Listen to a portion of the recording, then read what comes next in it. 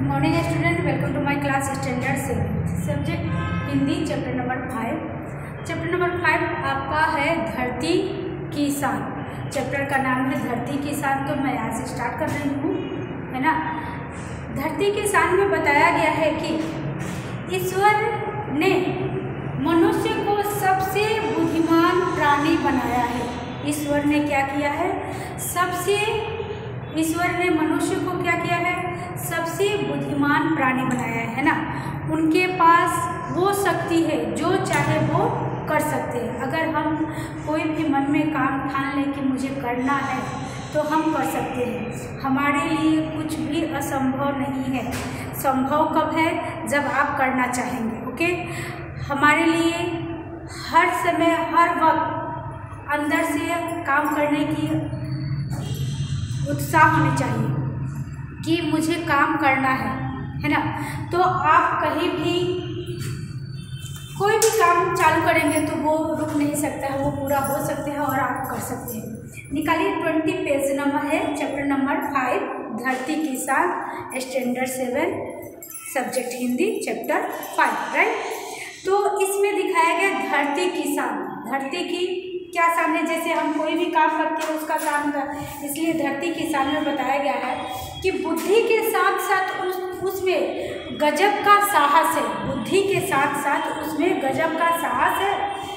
मनुष्य ने अपनी बुद्धि और अपने साहस के बल पर ऐसे काम कर दिखाए हैं जो कभी असंभव माने जाते थे। मनुष्य अपने साहस और बुद्धि से ऐसे कार्य कर पाए हैं जो उसे हम असंभव मानते थे, लेकिन मनुष्य ने उसे क्या किया है?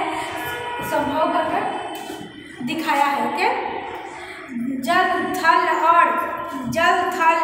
और आकाश में अपनी सत्ता स्थापित करने में वह सफल रहा है। जल थल में क्या किया? वो अपना स्थान करने में सफल रहा है, स्थान बनाने में, राइट।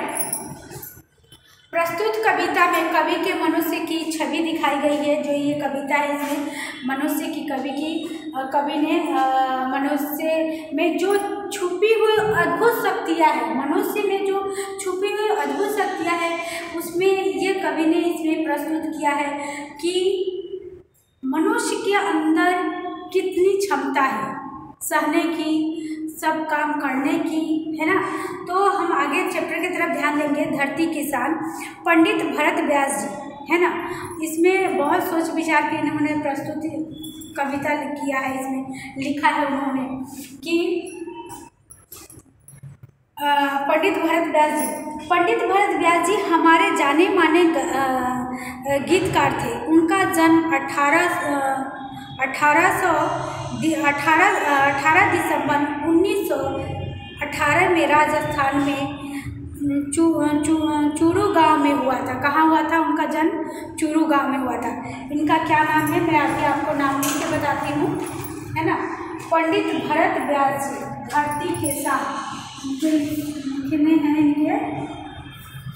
पंडित, है ना, पंडित भरत व्यास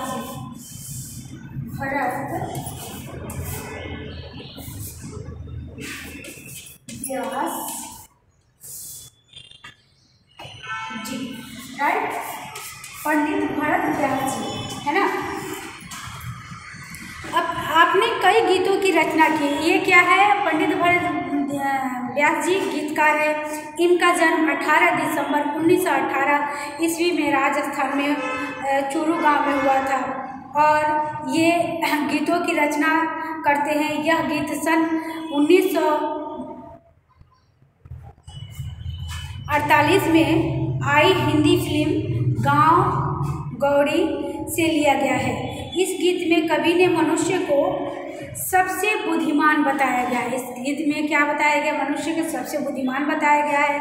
मनुष्य ने अपनी बुद्धि और कठोर परिश्रम के आधार पर जल थल, है ना, जल स्थल और आकाश में कई उपलब्धियां अर्जित की है ना, प्राप्त की है।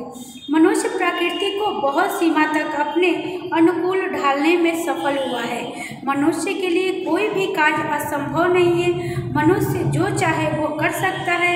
यही भाव काव्य में अंतर्निहित है और यही बात मनुष्य की महानता का प्रमाण है ना। तो ये आपका थोड़ा सा इसके बारे में चर्चा था, पंडित भरत व्यास जी के बारे में। अब आप कविता की तरफ ध्यान दीजिए। धरती, यहाँ है, धरती की शान तू भारत की संतान, धरती की शान तू भारत की संतान, तेरी मुट्ठियों में बंद तूफान है रे मनुष्य तू बड़ा महान। क्या है? तेरी मुट्ठियों में बंद तूफान है रे मनुष्य तू बड़ा महान, है ना। ये गाना है। और तो इसका कवि जी क्या कहते हैं, अर्थात इसका यह अर्थ हुआ कि हे भारत के पुत्र, इसका अर्थ ये हुआ कि हे भारत के पुत्र तू इस धरती का गौरव है, हे भारत का पुत्र तू इस धरती का गौरव है, तू मुट्ठियों में तूफान बंद है, तुझमें तूफान को भी अपने बस में करने की ताकत है। ओके, हे मनुष्य तू बहुत महान है। क्या है? हे मनुष्य तू बहुत महान है। दूसरा है आपका, तू चाहे पर्वत पहाड़ों को फोड़ दे, तू चाहे नदियों को मुख को भी मोड़ दे, तू चाहे माटी से अमृत निचोड़ दे, तू चाहे धरती को अंबर से तोड़ दे, अमर तेरे प्राण मिला मुझको वरदान, तेरी आत्मा में स्वयं भगवान है रे, है ना। ये दूसरा आपका पॉइंट है, तेरी आत्मा में स्वयं भगवान है। अर्थात कवि जी कहते हैं कि हे प्रभु, कवि कहते हैं कि हे मनुष्य तू चाहे तो पर्वतों को क्या करे, तोड़ दे, तू चाहे तो पर्वतों को तोड़ दे, तू चाहे तो नदियों की बहाव की दिशा को बदल सकता है, तू चाहे तो मिट्टी से अमृत निकाल सकता है, तू चाहे तो धरती को आकाश से जोड़ सकता है, तू अपने अनोखे कर्मों, तू अपने अनोखे कर्मों से भी अमर हो सकता है। ओके, फिर इसमें क्या बताया गया है कि तू चाहे, तुझमें वरदान तेरी आत्मा में स्वयं भगवान है, तुझमें वरदान तेरी आत्मा में स्वयं भगवान है। ओके, नेक्स्ट है, नैनों में ज्वाल तेरे गीत में भूचाल, तेरी छाती में छिपा महाकाल है, पृथ्वी के लाल तेरा हिमगिरी सा भाल, तेरी भ्रिकुटी मीन्स जो ये इसको बोलते हैं, है ना, तो भ्रिकुटी में तांडव का ताल है, निज को तू जान जरा शक्ति पहचान, तेरी वाणी में युग का आवाहन है रे, है ना।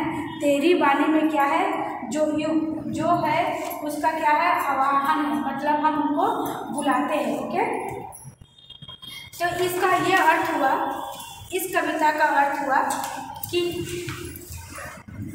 हे मनुष्य, इसका यह अर्थ हुआ कि हे मनुष्य तू क्रोधित हो जाए, हे मनुष्य तू क्रोधित हो जाए, तेरे नेत्रों का आग बरसा सकते हैं, तेरी चाल से वह शक्ति जो भूकंप में होती है, तेरी छाती में महाकाल रूपी शिव बैठा हुआ है, तेरी छाती में महाकाल रूपी शिव बैठा हुआ है, वह शक्ति है तो भूकंप में होती है, तेरी छाती में महाकाल रूपी शिव बैठा हुआ है रे, हे पृथ्वी के पुत्र, तेरे पास हिमालय जैसे ऊंचे दर्जे का दिमाग है, तेरे पास क्या है, हिमालय जैसे ऊंचे दर्जे का दिमाग है, तू अगर क्रोध में अपनी भौं तिरछी कर दे तो उसका वही असर होगा जो शिव के तांडव के ताल से होता है। वो कभी कहते हैं कि हे मनुष्य, आप में वो शक्ति है जो शिव तांडव जब गुस्सा हो जाते हैं, तांडव करने लगते हैं ना, तो वो भूचाल महाकाल रूप आ जाता है।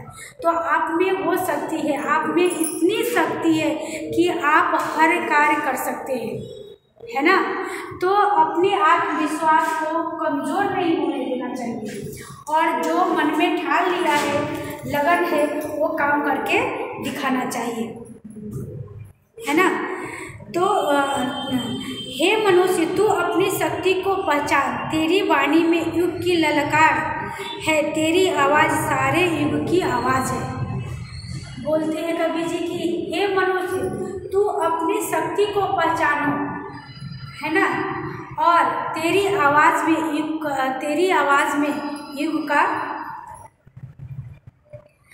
का आवाज़ है।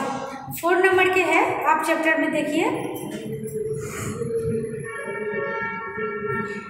धरती सा तू धीर है, धरती सा धीर तू है, अग्नि सा वीर, धरती सा धीर तू है, अग्नि सा वीर, तू जो चाहे तो काल को भी थाम ले, पापों का प्रलय रुके, पशुता का शीश झुके, जो तू अगर हिम्मत से काम ले, गुरु सा मतिमान, पवन सा तू गतिमान, तेरी नभ से भी ऊंची उड़ान है ना।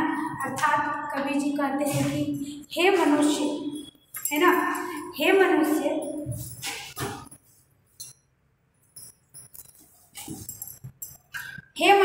तुझ में धरती जैसा धीर है। क्या है?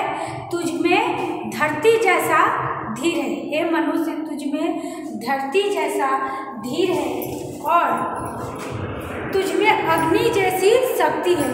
धरती जैसा धीर है, तुझ में अग्नि जैसी शक्ति है ना। तू चाहे तो काल को भी थाम ले, अगर तू चाहे तो जो काल आता है उसे भी रोक सकता है ना। तू अगर हिम्मत से काम ले तो तू अगर, यहाँ देखिए, तू अगर हिम्मत से काम, पापों का प्रलय रुके, पशुता का शीश झुके, तू अगर हिम्मत से काम ले तो पापों का विनाश लीला भी रुक सकती है और आदमी हैवान बनने से रोका जा सकता है। अगर तू चाहे तो विनाश होने से रोक सकता है, जो आदमी हैवान बनते हैं उसे रोक सकते हैं, है ना। अगर हिम्मत से काम ले। गुरु सा मतिमान, पवन सा तू गतिमान, तेरी नभ से बड़ी पूरा है रे। ये आपका ये कहानी, कविता यही कंप्लीट होता है ना। ये कह रहे हैं कि मुझ में महान देवगुरु जैसी बुद्धिमता है, मुझ में महान देवगुरु जैसी बुद्धिमता है और तू पवन की तरह गतिशील है, तू आकाश से भी ऊंचे पहुंचने की शक्ति रखता है। तू पवन की तरह गतिशील है, तू आकाश से भी ऊंचा पहुंचने की शक्ति रखता है। ओके, चलिए अभी हम एक तरफ ध्यान देंगे, शब्दार्थ लिखेंगे, है ना। तो नाउ स्टार्ट शब्दार्थ। Open your text book.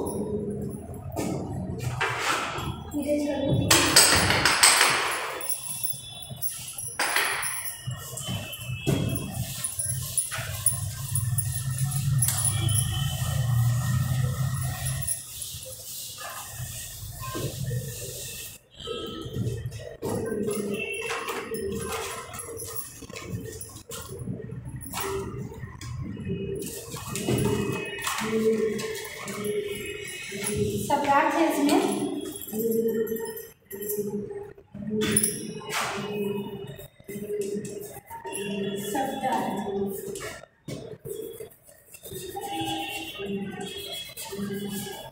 Right.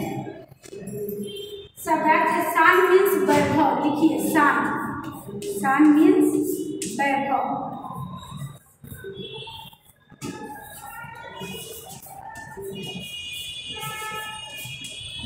शान मीन्स वैभव या गौरव। ओके। मुख मीन्स प्रवाह। मुख मीन्स प्रवाह। बहे गूंज।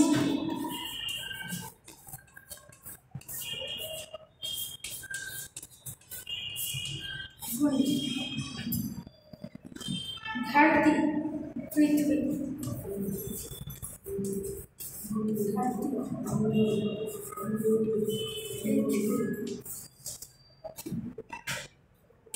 धरा। अंबर मीन्स आकाश। अंबर आकाश।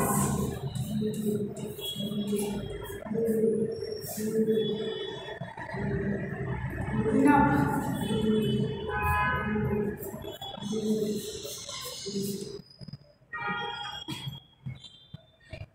ज्वाला,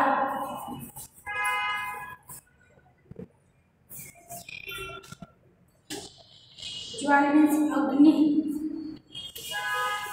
अग्नि है ना, अग्नि, राइट।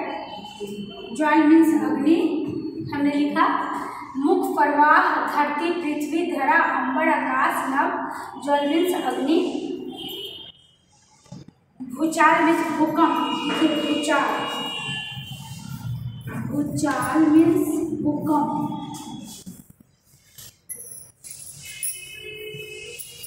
भूकंप, राइट। फिर आगे भाल मीन्स ललाट, दिख रहा है ना, भाल, भाल मीन्स ललाट,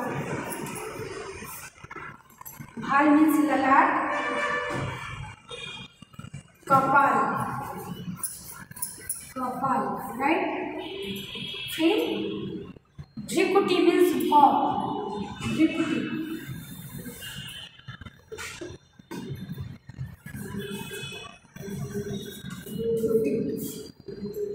मीन्स भौं।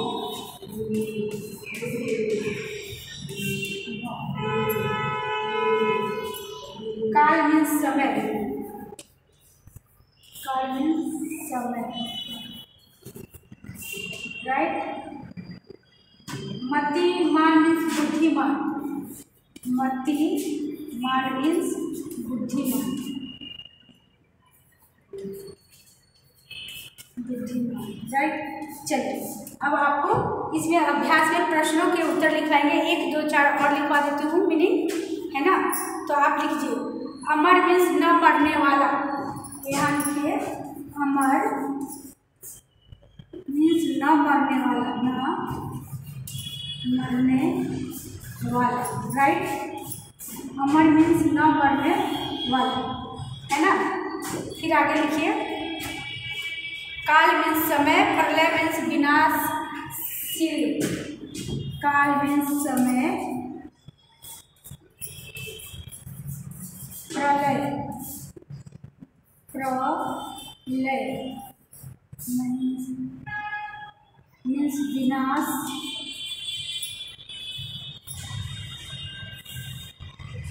प्रलय विनाश, विनाश लीला,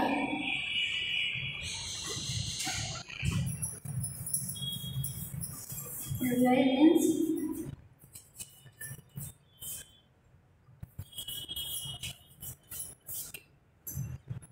नेक्स्ट है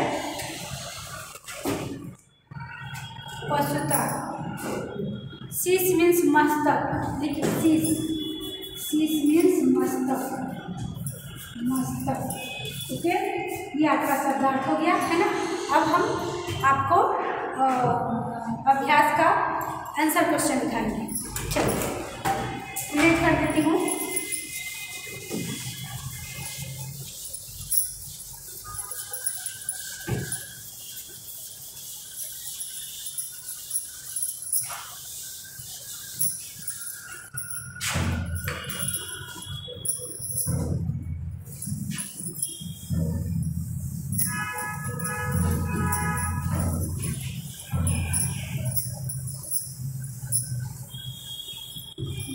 प्रश्नों के उत्तर दीजिए, है ना। प्रश्नों के उत्तर दीजिए। पहला प्रश्न है, काव्य को मोबाइल के साधनों के द्वारा माध्यम से सुनकर उनका व्यक्तिगत और सामूहिक गान गवाना है। ओके, निम्नलिखित प्रश्नों के उत्तर दीजिए। प्रश्न नंबर 2 है, यहाँ देखिए प्रश्न 2, राइट। निम्नलिखित प्रश्नों के उत्तर दीजिए।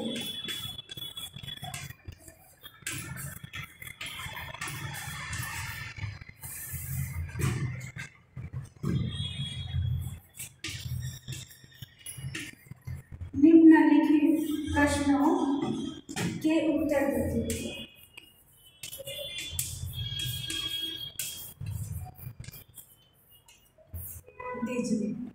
पहला प्रश्न आपका है, आप क्या क्या कर सकते हैं। देखिए, आप क्या क्या कर सकते हैं, है ना। ये आपका पहला प्रश्न है कि आप क्या क्या कर सकते हैं।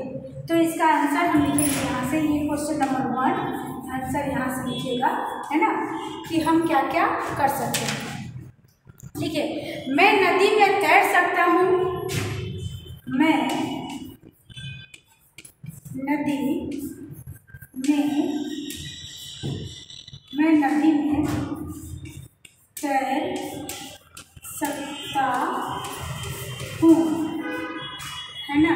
मैं नदी में तैर सकता हूँ, मैं कुएं से पानी निकाल सकता हूँ। लिखिए यहाँ, मैं कुएं से पानी निकाल सकता हूँ, मैं कुएं से, है ना, पानी निकाल सकता हूँ, है ना। मैं कुएं से पानी निकाल सकता हूँ,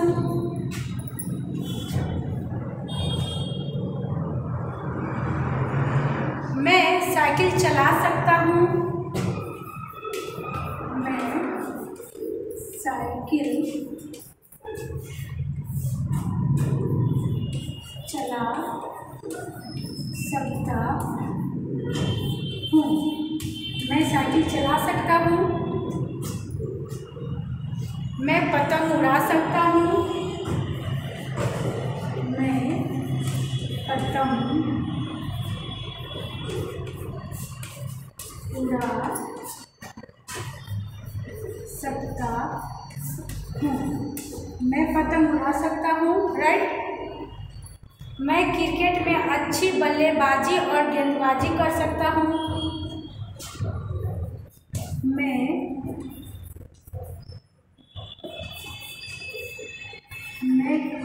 क्रिकेट, यहाँ नहीं आ रहा है, यहाँ लिख देती हूँ,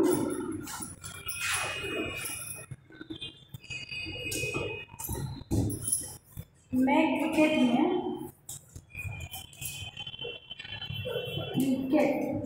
दिखाई दे रहा है ना, हाँ, मैं क्रिकेट में, है ना, मैं क्रिकेट में अच्छी बल्लेबाजी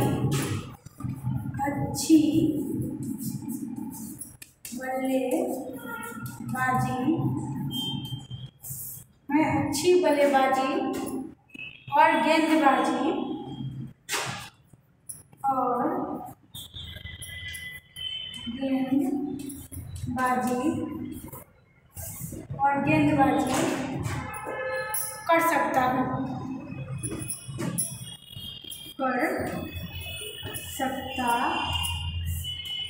राइट,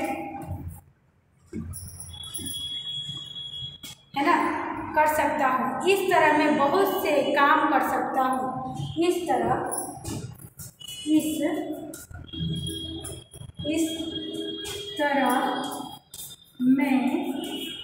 मैं बहुत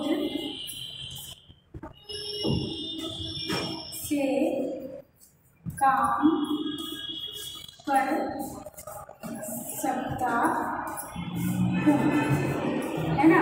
इस तरह मैं बहुत से काम कर सकता हूँ।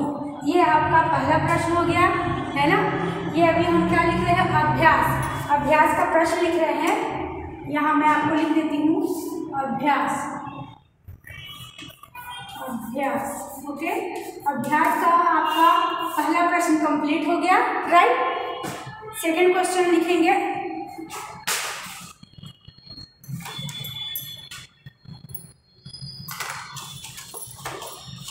सेकंड क्वेश्चन है, विविध क्षेत्रों में मनुष्य ने क्या क्या प्रगति की है। विविध क्षेत्रों में मनुष्य ने क्या क्या प्रगति की है, राइट। ये आपका सेकंड प्रश्न है। चलिए लिखते हैं।